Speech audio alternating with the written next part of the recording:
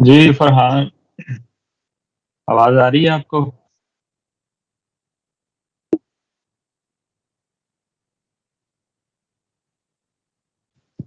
जी sir, आवाज आ रही है आपकी। ठीक है। और भाई कैसे हैं आप लोग? अच्छा फरहान, कितने आप स्टूडेंट हैं इस ग्रुप में? जी सर, 24 है। ठीक है। तो टोटल क्लास, दूसरा जो बी ग्रुप है उसमें कितने हैं? ये बी ग्रुप है। इसमें और 24 है। फर्स्ट में भी 24 है। अच्छा,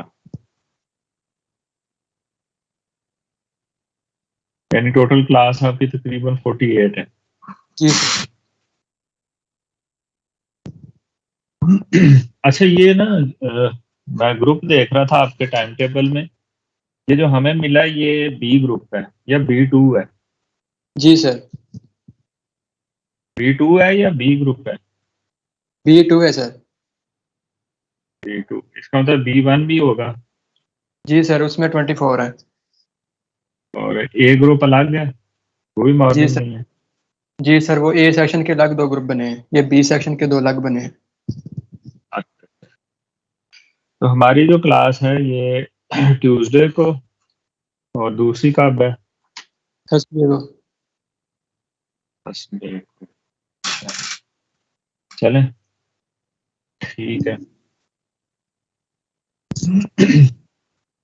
तो ये ऑनलाइन फिजिकली होनी इस दफा क्लासेस आपकी? जी सर, अभी तो कह रहे थे कि फिजिकल है, लेकिन बाद में वो 50% कर दिया, तो बैच 2 में हम जा रहे हैं। अब नवंबर में आएंगे हम। अच्छा, जी सर। चले, यानी मिड के बाद आपका फिर बनेगा तो। जी सर। अच्छा, इस तरह से है कि अभी 17 लोगों ने ज्वाइन किया है, बाकी लोग अभी आ रहे हैं या हम स्टार्ट करें? जी सर, स्टार्ट कर लेते हैं, वो आ जाएंगे आस्ते आस्ते। ठीक। तो ये है कि हम कोशिश ये किया करेंगे कि इस पे टीम पे, माइक्रोसॉफ्ट टीम पे क्लास कंडक्ट करें। उसकी वजह ये है कि एक तो इस पे लिमिट नहीं है 50 मिनट्स की ना। जूम पे तो क्लास दोबारा से फिर वो खत्म हो जाती है, उसे रीज्वाइन करना पड़ता है, वो बड़ा टाइम वेस्ट होता है। वो तो सलसल टूट जाता है उसमें। तो बेहतर यही है कि इस पे हम कंडक्ट किया करेंगे, अगर कोई सॉफ्टवेयर में इशू ना हुआ। तो बाकी ये है कि आप लोगों ने इस पे कोशिश ये करनी है कि अपना नाम तो मुझे नजर आ रहे हैं आप लोगों के, साथ ही नंबर भी अगर आप मेंशन कर दें तो फिर वो मेरे लिए आसानी होगी कि कौन सा जी। स्टूडेंट लॉग इन है या कौन सा इसमें। ठीक है, इसकी आपने लिस्ट तो बनाई होगी बी 2 ग्रुप की। जी तो सर। आपका ये काम है कि आपने जो स्टूडेंट्स लॉग इन है या जो क्लास ले रहे हैं उनकी बस अटेंडेंस लगा लेनी है क्लास के शुरू में, जी सर। और रिकॉर्ड रखते जाना है। स्क्रीनशॉट रख लें या साथ वैसे नोट कर लें। जी, स्क्रीनशॉट इजी है वैसे। वो हाँ वो स्क्रीनशॉट सेव कर। ठीक।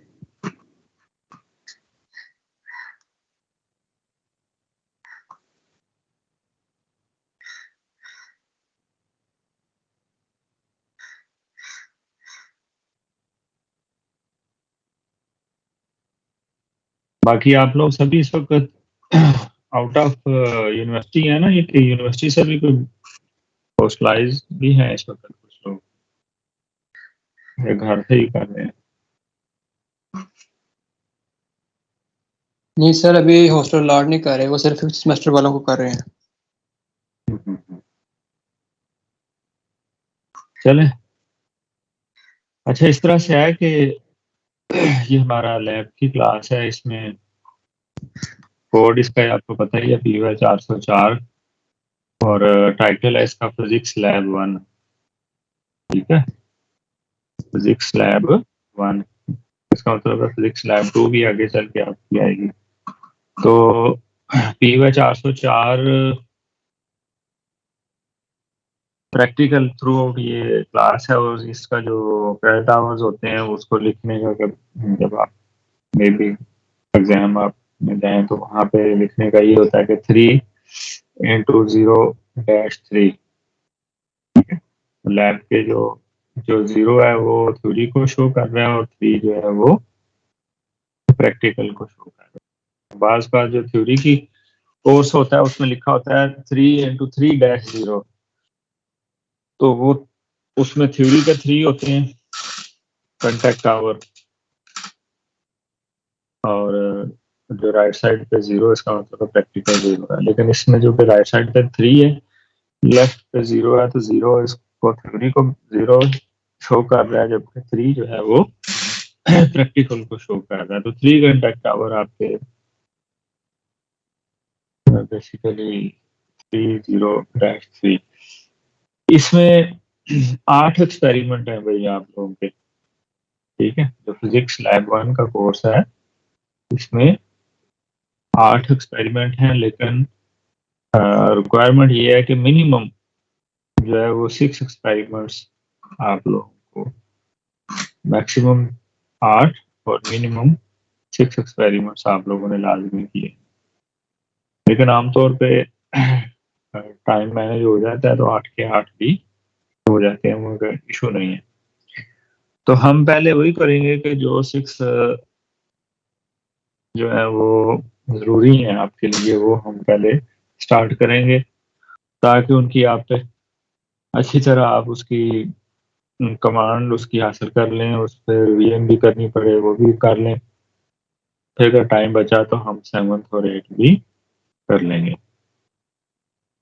इसमें कोर्स कंटेंट के हवाले से आज मैं आपको बताना चाहूँगा कि सबसे पहले जो जो तरतीब है, तरतीब वाइज मैं आपको लिखवा देता हूँ। अगर आप कॉपी पेंसिल अपने पास रख लें, बल्कि हर वक्त आप लोगों के पास होनी चाहिए, ठीक है, क्योंकि आप लोगों ने नोट करना है। तो सबसे पहले जो आपका एक्सपेरिमेंट है वो है modulus of rigidity by static and dynamic method. ठीक है, मैं इसको दोबारा रिपीट कर देता हूँ। या इस तरह करें कि अगर आप लोगों के पास 2 मिनट है, प्रिपेयर हो लें, फिर हम स्टार्ट करते हैं राइटिंग, ठीक है। अपना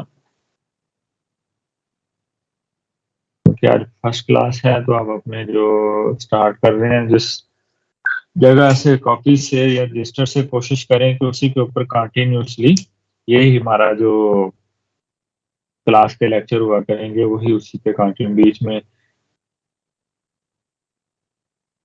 दूसरी जो चीजें हैं और लेक्चर भी आप लोग लेंगे तो वो आप सेपरेट रखें उसको। तो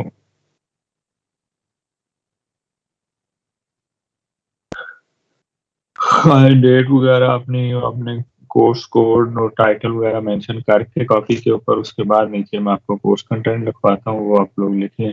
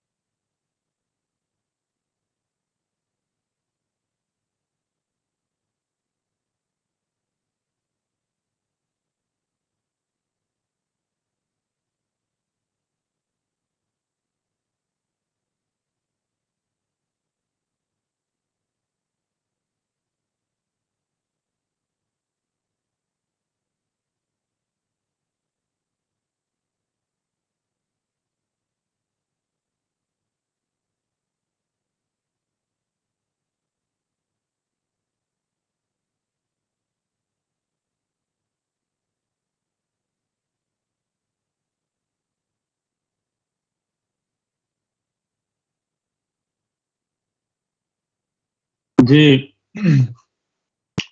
तो सबसे पहले भाई आप लोग लिखें, जो हमारा फर्स्ट एक्सपेरिमेंट है उसका नाम है modulus of rigidity, modulus of rigidity by static and dynamic method. Modulus of rigidity by static and dynamic method. ठीक है, ये फर्स्ट एक्सपेरिमेंट। सेकंड है surface tension of water, surface tension of water by capillary tube method, surface tension of water by capillary tube method।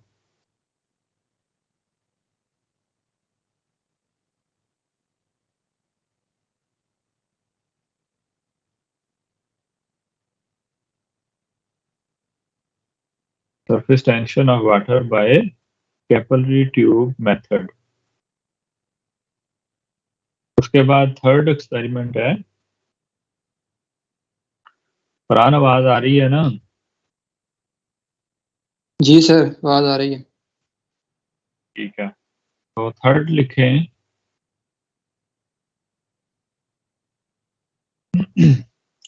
to determine the value of G, to determine the value of G by compound pendulum, to determine the value of G by compound pendulum।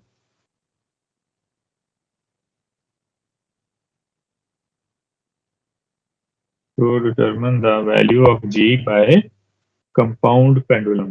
Number 4 है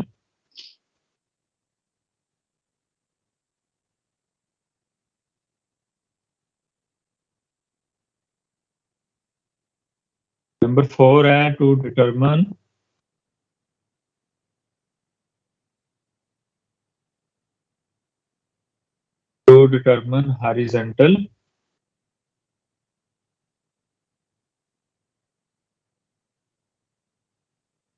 determine horizontal slash vertical distance, to determine horizontal slash vertical distance by sextant, to determine horizontal slash vertical distance by sextant। Number 5 by to study the to study the laws of vibration, to study the laws of vibration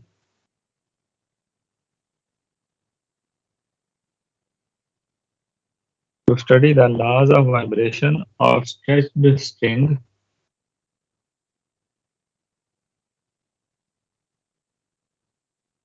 to study the laws of vibration of stretched string using sonometer।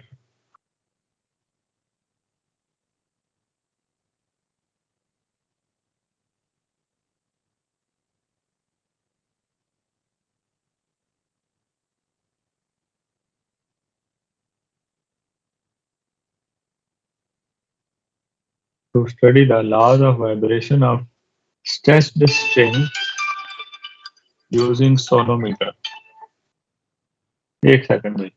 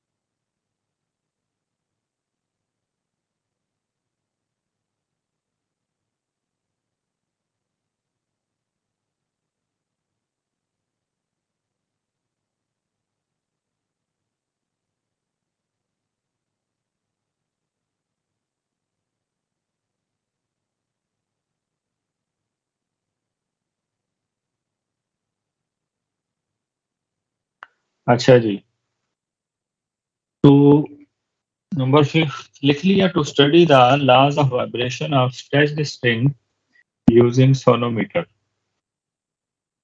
To study the laws of vibration of stretched string using sonometer.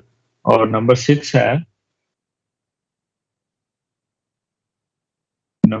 है to determine the stopping potential by photocell.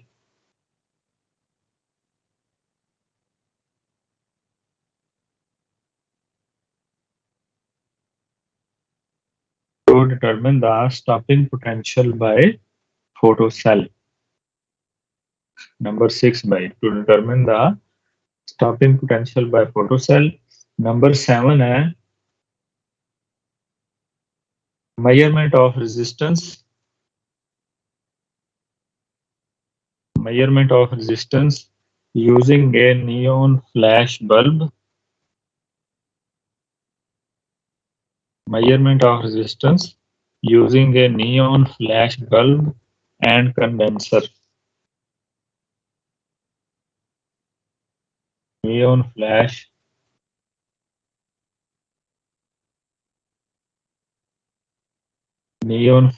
bulb and condenser. और number 8 है conversion of a galvanometer into voltmeter and ammeter. Conversion of a galvanometer into voltmeter and ammeter. तो ये 8 experiment है भाई आप लोगों के टोटल। पहला मॉडुलस ऑफ रिजिडिटी वाला है, दूसरा सरफेस टेंशन वाला है, वाटर की सरफेस टेंशन मालूम करना है कैलकुलेटिव मेथड से। नंबर 3 जो है वो जी की वैल्यू मालूम करनी पेंडुलम के जरिए। नंबर 4 जो है वो हॉरिजॉन्टल और वर्टिकल डिस्टेंस मालूम करने सेक्शन एक इंस्ट्रूमेंट है उसके जरिए। नंबर 5 जो है वो लॉज ऑफ वाइब्रेशन जो है वो किसी स्टेड स्ट्रिंग के सोनोमीटर के जरिए लॉज ऑफ वाइब्रेशन जो है उनकी स्टडी करना। और इसी तरह नंबर जो 6 है वो है फोटोसेल के जरिए स्टॉपिंग पोटेंशियल मालूम करना। और नंबर 7 जो है वो नियॉन फ्लैश बल्ब के जरिए क्या मालूम करना, रेजिस्टेंस को मेजर करना। और नंबर 8 जो है वो गलवानोमीटर को वोल्ट मीटर और एमीटर में कन्वर्ट करना। तो ये सिंपल एक्सपेरिमेंट है, ज़्यादा मुश्किल नहीं है। हो सकता है मे बी इसमें ये गलवानोमीटर इंटू वोल्ट मीटर या एमीटर वाला जो है वो एफएससी में भी आपके उस लेवल का ये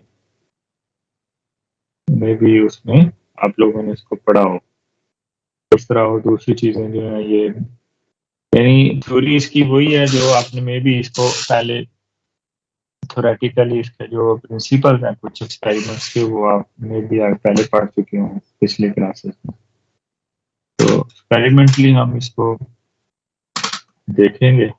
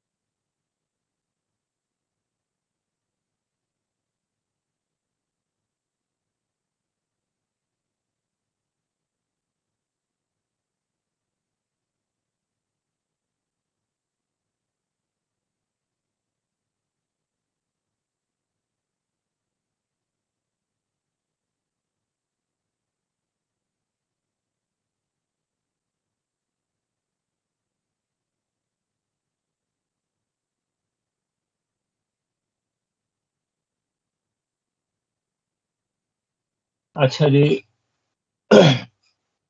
फरहान, अब हम स्टार्ट करें अपना पहला एक्सपेरिमेंट या कल से करना है? पहला देखें जो है जी। आपका मॉडुलस ऑफ रिजिडिटी है, ठीक है। तो सबसे पहले तो आप लोगों ने ये देखना है कि रिजिडिटी बोलते किसको हैं, ठीक है। तो मॉडुलस ऑफ रिजिडिटी जो है इसका यूनिट है, उसको जी से भाई डिनोट करते हैं, ठीक है, कैपिटल जी से। रिजिडिटी को किससे डिनोट करते हैं? कैपिटल जी से। और इसका जो एसआई यूनिट है मॉडुलस ऑफ रिजिडिटी का, वो है, यानी सिस्टम इंटरनेशनल में इसको न्यूटन पर मीटर स्क्वायर से डिनोट करते हैं, न्यूटन पर मीटर स्क्वायर से। दूसरा भी जो सिस्टम है जिसको सीडीएस यूनिट बोलते हैं, सीडीएस यूनिट सिस्टम में मॉडुलस ऑफ रिजिडिटी का जो यूनिट है वो है डाइन पर सेंटीमीटर स्क्वायर। डाइन, डाइन होता है ना, DYNE, डाइन पर सेंटीमीटर स्क्वायर। और सर आप ऐसे स्लाइड यूनिट, शेयर नहीं करेंगे? नहीं इसका यूनिट नोट कर लेना, फिर हम बकायदा पढ़ते हैं। और दूसरा जो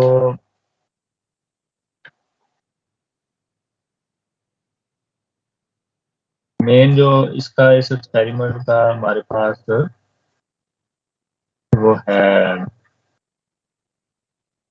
पर्पस, वो बेसिकली मॉडुलस ऑफ रिजिडिटी को फाइंड आउट करना होता है।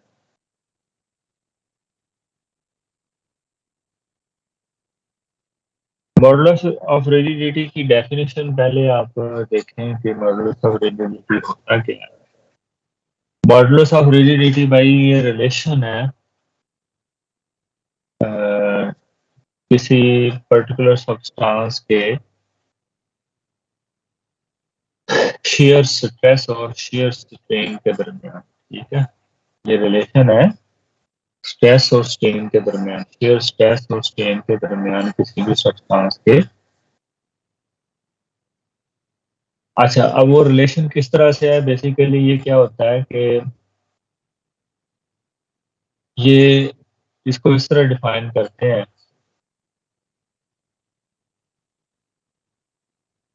इसको डिफाइन करने के लिए हम कह सकते हैं कि ये रेशो है of shear stress to displacement per unit of sample length है।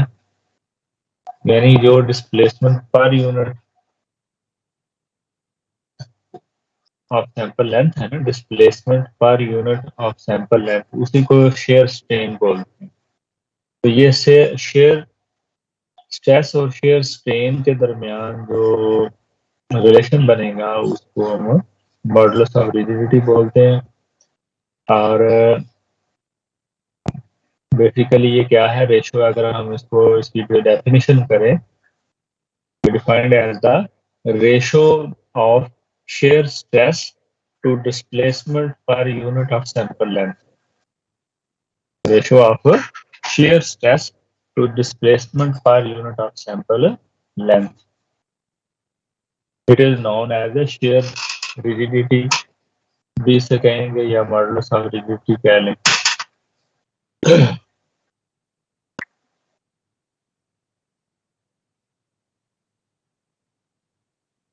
ठीक है, दोबारा सुन लें भाई इसकी डेफिनेशन के। एक तो नंबर वन जो पॉइंट है इसका वो ये है कि ये रिलेशन है किसके दरमियान? शेयर स्ट्रेस और शेयर स्ट्रेन के दरमियान। और इसको हम जब स्पेसिफिकली डिफाइन करते हैं तो इसकी डेफिनेशन इस तरह होती है, या defined as the ratio of shear stress to displacement per unit, shear stress to displacement per unit of sample length, displacement per unit of sample length। और ये displacement per unit of sample length जो है इसी को shear strain बोलते हैं। यानी कि ये रेशो है, it is defined as the ratio of shear stress to shear strain. Shear stress को शेयर स्ट्रेन के साथ जो रेशो है इसको हम, और शेयर स्ट्रेन की डेफिनेशन जो है वो है displacement per unit of sample length. Unit इसके मैंने आपको लिखवा दी है, मॉडुलस ऑफ रिजिडिटी के जी से डिनोट करते हैं।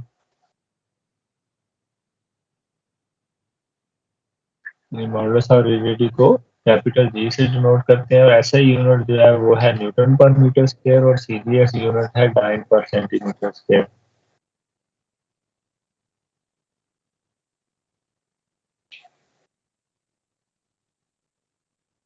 आगे भाई इसका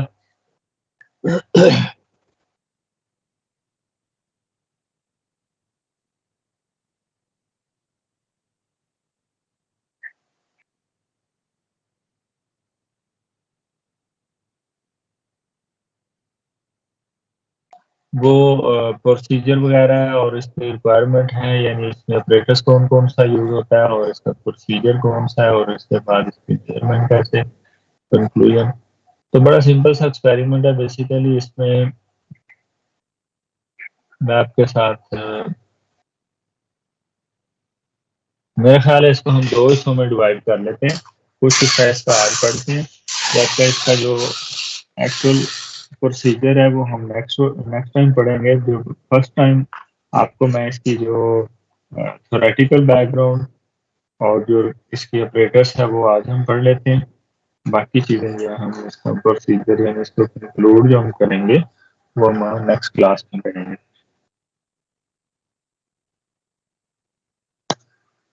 तो इसको सबसे पहले भाई ऑपरेटर्स लिखते हैं आप।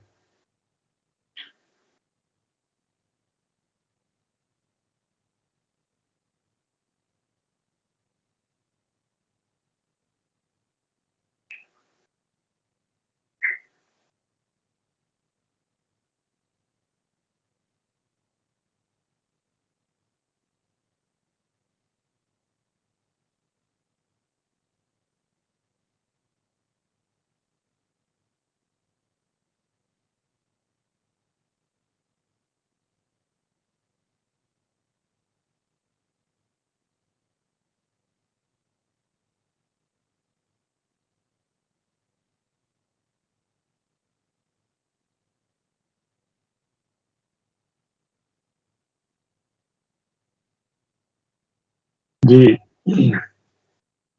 तो ऑपरेटर्स में सबसे पहले जो हम यूज करेंगे, number one, metal wire of length about 90 centimetre.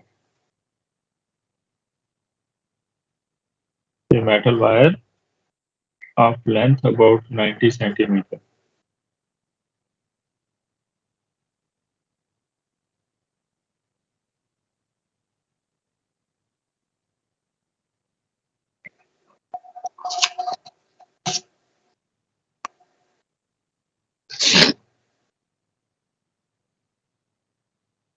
A metal wire of length about 90 centimeter. Number two, a metal block,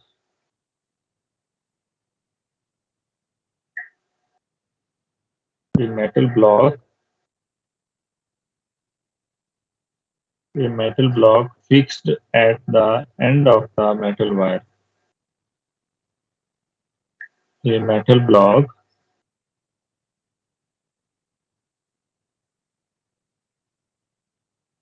fixed at the end of the metal wire.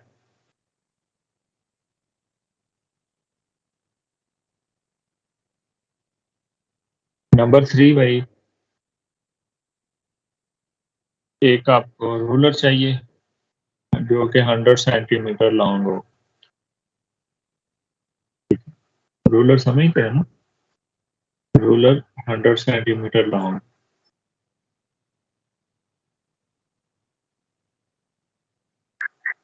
Number four भाई, लिखें vernier scale. Number four, vernier scale. Number five, micrometer.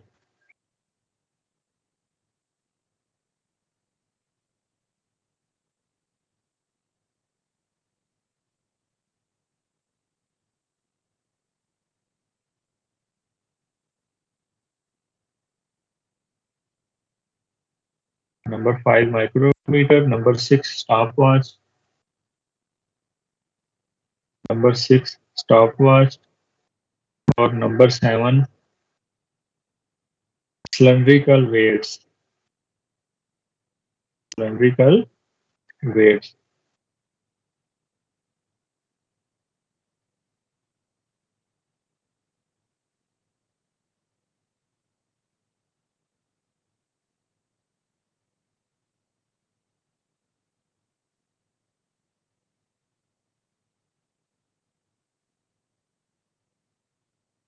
तो ये भाई 1 2 3 4 5 6 7 packets आपको मैंने लिखवाए हैं जो कि यूज होंगे इस एक्सपेरिमेंट में। ठीक है, मेटल वायर जो कि 90 सेंटीमीटर लॉन्ग हो, मेटल ब्लॉक है जो कि उस वायर के, मेटल वायर के एंड के ऊपर 100, रूलर चाहिए हमें 100 सेंटीमीटर लॉन्ग, ठीक है, जिससे हमने मेजरमेंट करनी है।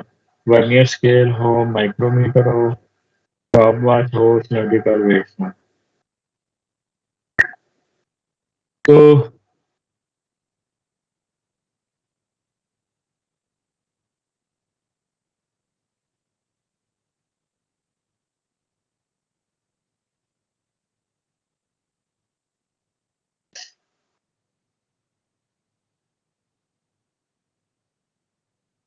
आगे भाई इसका प्रोसीजर है, लेकिन प्रोसीजर पे जाने से पहले हम क्या करते हैं कि थोड़ा सा इसका मैं आपको बैकग्राउंड बता देता हूँ कि एक तो हमने इसकी डेफिनेशन पढ़ी है या इसका वो पढ़ा है कि मॉडुलस ऑफ रिजिडिटी जो है वो किसका रिलेशन है।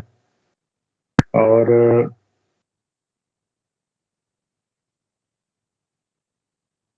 ये याद रखें कि मॉडुलस ऑफ रिजिडिटी की भी एक लिमिट है, यानी ये तब तक वैलिड होता है किसी मटेरियल में जब तक उसकी इलास्टिक लिमिट नहीं आ जाती। ठीक है, जब तक इलास्टिक लिमिट नहीं आ जाती, यानी अगर आप उसको अनलोड करें, बेसिकली तो इसमें भाई आप स्ट्रेस प्रोड्यूस करते हैं ना। ठीक है, स्ट्रेस और स्ट्रेन का आपस में ये रिलेशन है। तो आप स्ट्रेस प्रोड्यूस करते हैं और उसको स्ट्रेस, फॉर एग्जांपल कोई आप लोड उस पर लगाते हैं, जिस तरह इस एक्सपेरिमेंट में आप देखा है कि आपको सिलेंड्रिकल वेट्स चाहिए होंगे, वो सिलेंड्रिकल वेट्स आप लगाते जाएंगे तो उससे उसके ऊपर उसका जो स्ट्रेस है वो बढ़ता जाएगा।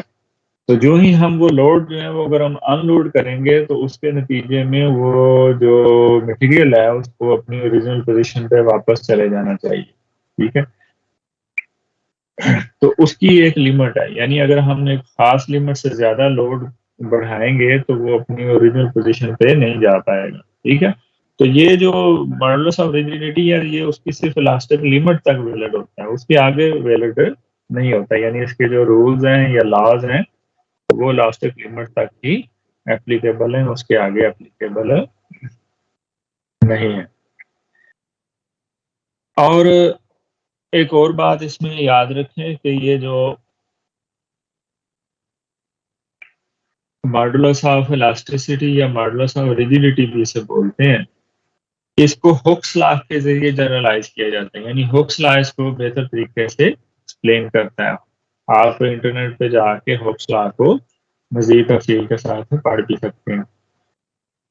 और ये बेसिकली ये जो मॉडुलस ऑफ रिजिडिटी या इलास्टिसिटी है ये स्पेसिफिकली उस मटेरियल की प्रॉपर्टी है, यानी जो भी मटेरियल आप यूज करते हैं ये उसकी उसकी प्रॉपर्टी है, ये मटेरियल डिपेंडेंट होता है। ठीक है, फॉर एग्जांपल मिसाल के तौर पे कास्ट स्टील है। ठीक है, स्टील की किस्म है कास्ट स्टील, उसके जो मॉडुलस ऑफ रिजिडिटी है वो अराउंड 78 जीपीए है, यानी unit of modulus of rigidity G into P pascal. जबकि कंक्रीट और अल्युमिनियम की जो मॉडुलस ऑफ रिजिडिटी है वो 21 जीपीए है। ठीक है,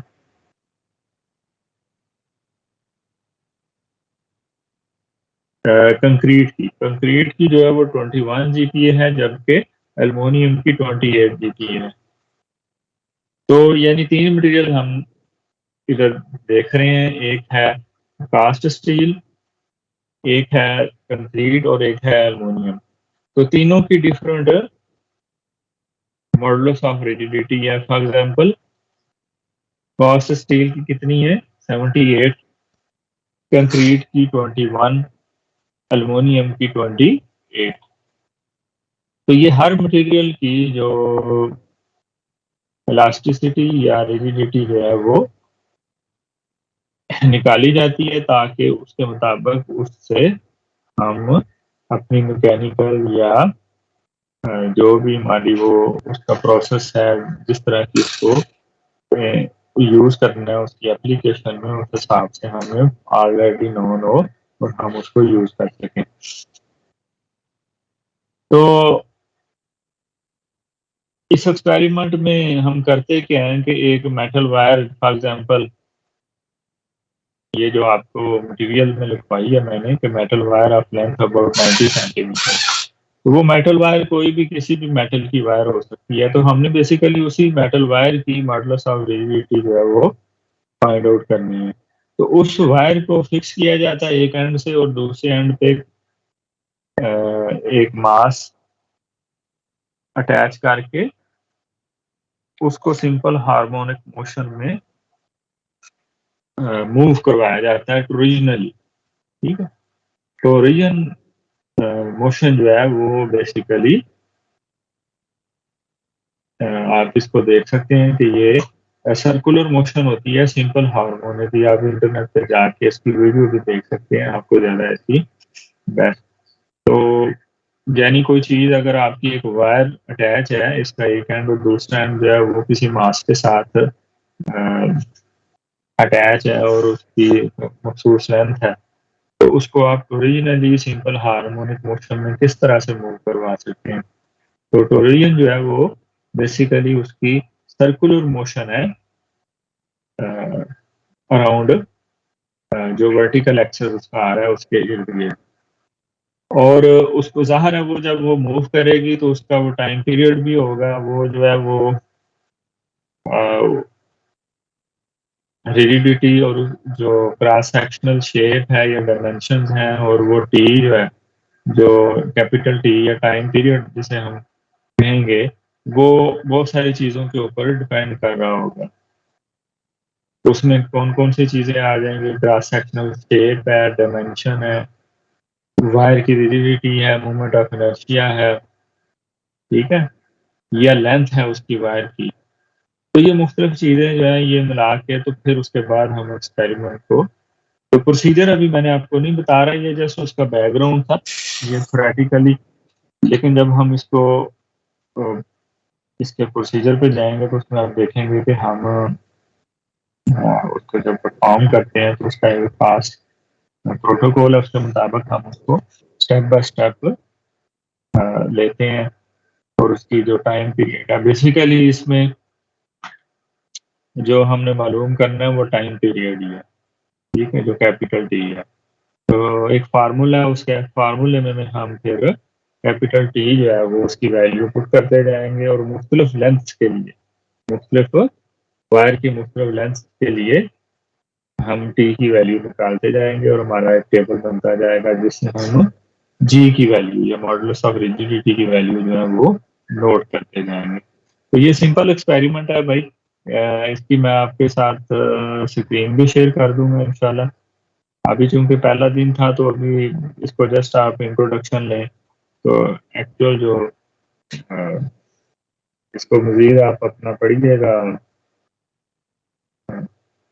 कि शेयर स्ट्रेस शेयर स्ट्रेन क्या होता है, और इसके अलावा ओरिजिनल जो मोशन है वो कैसी होती है। तो ये दो तीन डेफिनेशन हैं, ये इसको आप वैसे पढ़ लें।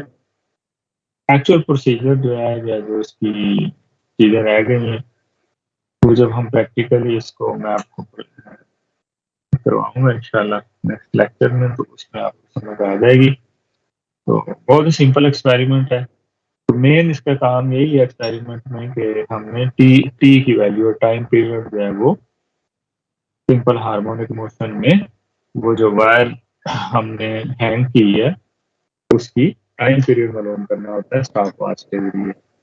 तो ठीक है, मैं इसको नेक्स्ट टाइम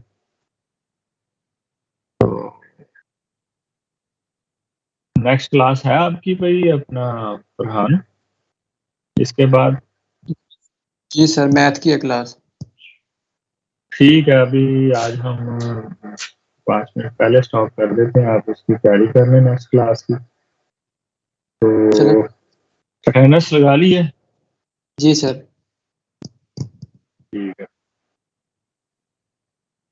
कोई नहीं, ये इंशाल्लाह इजी एक्सपेरिमेंट है और 8 एक्सपेरिमेंट है टोटल, तो ये तो टाइम हमारे पास बहुत काफ़ी टाइम है तो करने को। तो ये एक एक लेक्चर में एक एक्सपेरिमेंट भी हो सकता है, लेकिन हम इसको आराम आराम से करेंगे ताकि इसकी सही तरह से आपको जो है ना प्रोसीजर ऑपरेटर्स वगैरह आपके वे मशीन हो जाए, और जो अगर टाइम बच गया तो हम इसकी फिर रिवीजन कर लेंगे। ठीक है, तो इस सब्जेक्ट में इतना हो जाए ना, हमें रशी होने की ज़रूरत नहीं है, बहुत ज़्यादा आराम आराम से हम चलेंगे।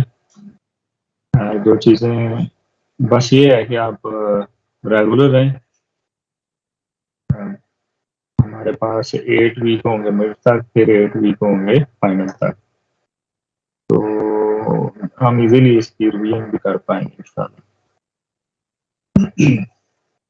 क्योंकि मेरा नहीं ख्याल इन एक्सपेरिमेंट्स में कोई, तो जब आप फिजिकली आ जाएंगे तो हम इसकी फिर रिवीजन भी कर लेंगे, उस वक्त तक आप इसको काफ़ी हद तक पढ़ चुके होंगे। तो ठीक है भाई फरहान, आज के लिए इतने, नेक्स्ट टाइम फिर जी। हाँ नेक्स्ट क्लास में। ओके जी, अल्लाह हाफ़िज़।